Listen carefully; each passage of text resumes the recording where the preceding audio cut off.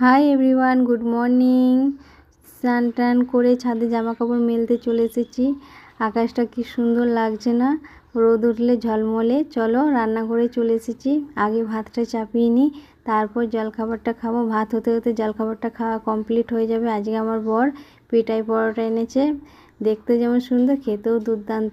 আজকে আমি রান্না করব পেঁপে দিয়ে ডাল, সেই রেসিপিটাই আপনাদের সাথে একটু শেয়ার করব।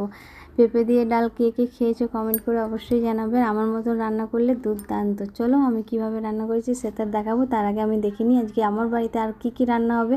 মাছ করব না, মাছটা ফ্রিজে রাখলে, এখানে মাছের ডিম আছে, সেটাকে বড়া করব। আর এখানে ভেন্ডির তরকারি করব।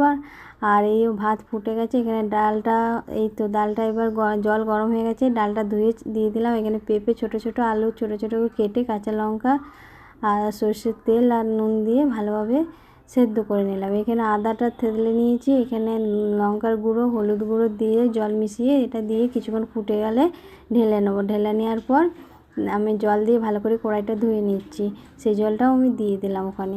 আর এটা হয়েছে গোটা জিরে আর শুকনো লঙ্কা, তেজপাতা দিয়ে তেলটা গরম হয়ে গিয়ে ডালটা ঢেলার পর চিনি আর গরম মশলা দিয়ে দিলেই ডালটা আমার তৈরি হয়ে গেল, পুরো নিরামিষ।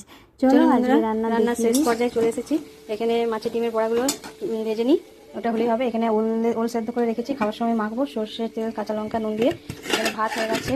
এখানে করেছি ভেন্ডির ঝাল, সর্ষে পোস্ত দিয়ে, আলু দিয়ে, টমেটো দিয়ে। আর ডালটা তো দেখিয়ে দিয়েছি আগে, এরকম ডাল।